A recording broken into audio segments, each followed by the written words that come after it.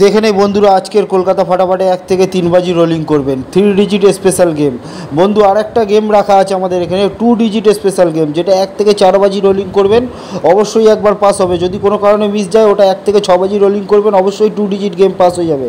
এবং 3 ডিজিট গেমটা একবার পাস হয়ে গেলে ছেড়ে দেবে 1 থেকে 3 বাজির মধ্যে। দেখে নিই তবে আজকের গেম।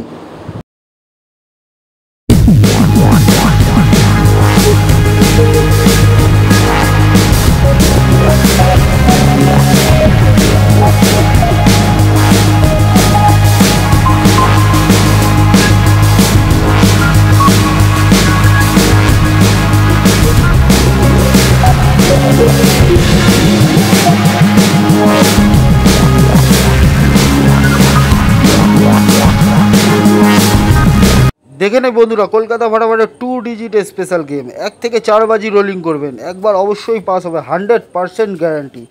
যদি কোনো কারণে বাই চান্স গেম মিস যায় 1 থেকে 6 বাজি রোলিং করবেন অবশ্যই পাস হবে।